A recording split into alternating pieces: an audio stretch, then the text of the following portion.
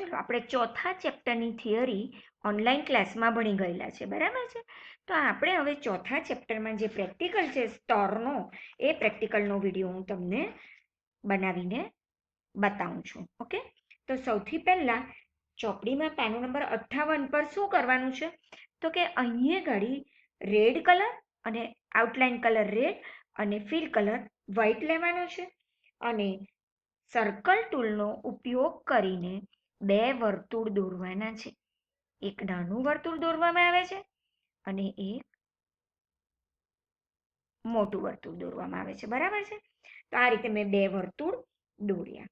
હવે શું કરવાનું, તો કે હવે તમારે ટૂલ બોક્સમાંથી ગ્રેડિયન્ટ ટૂલ પસંદ કરવું.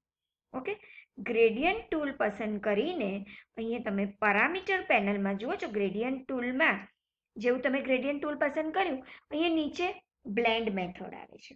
ઓકે, તો આ જે ગ્રેડિયન્ટ ટૂલ પસંદ કર્યું ત્યારબાદ તમારે શું કરવાનું છે, તો ગ્રેડિયન્ટ ટૂલ પસંદ કરીને હવે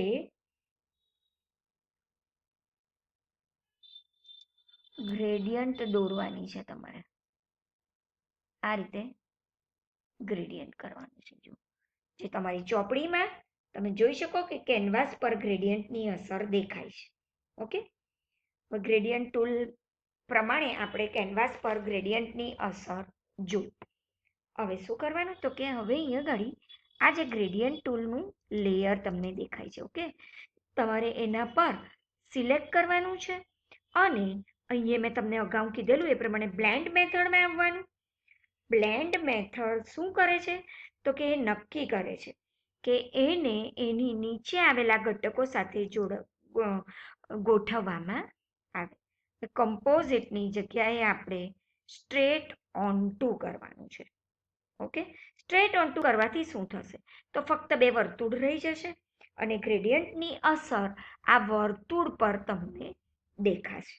ઓકે, હવે શું કરવાનું, તો કે હવે આપણે ગ્રેડિયન્ટ સ્તર અને સર્કલ સ્તરને એનકેપ્સ્યુલેટ કરવાના છે. ઓકે, તો એનકેપ્સ્યુલેટ કરવા માટે આપણે શું કરવાનું, તો એનકેપ્સ્યુલેટ કરવા માટે અહીંયા ઘડી આ જે સર્કલ છે તે સર્કલ અને હું શિફ્ટ કી દબાવી રાખીને ગ્રેડિયન્ટ સર્કલ પર ક્લિક કરું છું. જો 3 3 નહીં થઈ જવા જોઈએ.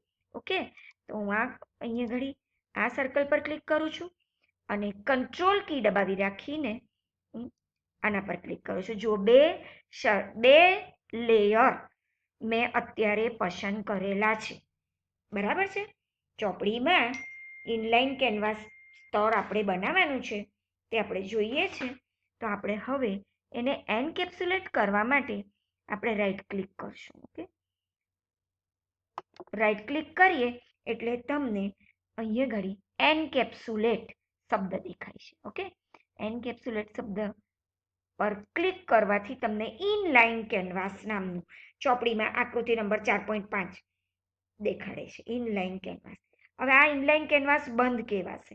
આ જે એરો દેખાય છે એના પર ક્લિક કરીશું એટલે આપણું ઇનલાઇન કેનવાસ ચોપડીમાં દર્શાવેલું છે એ પ્રમાણે દેખાશે. ઓકે, ગ્રેડિયન્ટ સર્કલ 1 સર્કલ 2, આપણે ત્યાં સર્કલ 26 સર્કલ 27 દેખાય અને એની ઉપર ઇનલાઇન કેનવાસ દેખાય છે. ઓકે, હવે આપણે આ જે વર્તુળ છે બે, એમાં તમે જોઈ શકો કે મેં અત્યારે આ વર્તુળ ના લેયર પર ક્લિક કરેલું છે તો અહીંયા ઘડી ડક દેખાય છે. ઓકે, હવે હું આ વર્તુળના લેયર પર ક્લિક કરીશ તો અહીંયા વર્તુળનું ડક દેખાશે. એના પરથી તમને ખ્યાલ આવે કે જે સર્કલના લેયર પર તમે ક્લિક કરો એ સર્કલ પર અહીંયા ડક આવે.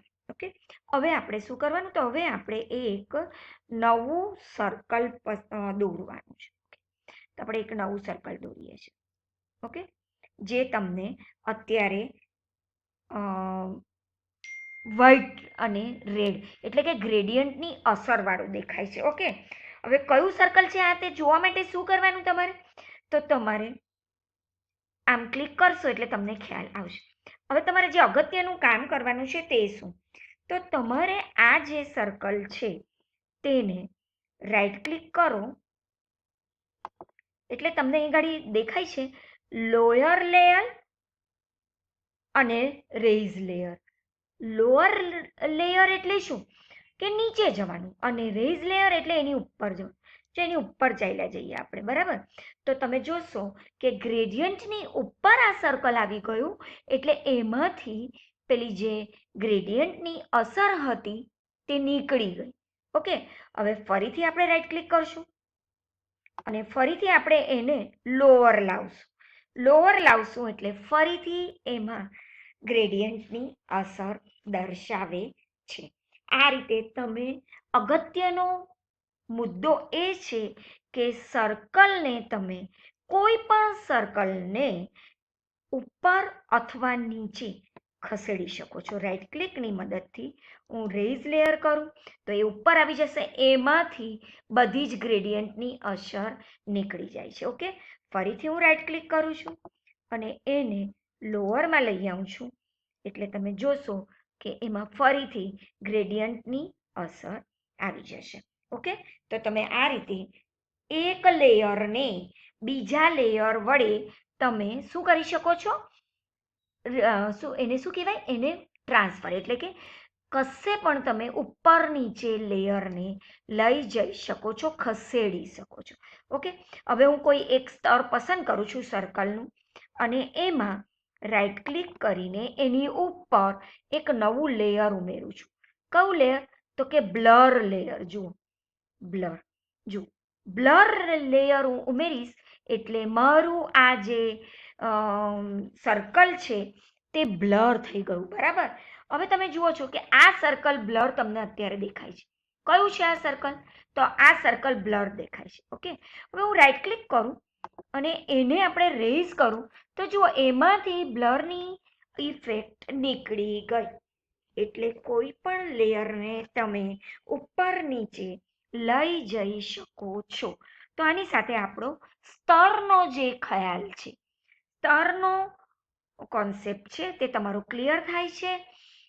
બીજા વિડીયો સાથે મળીએ, ત્યાં સુધી બાય બાય, ટેક કેર.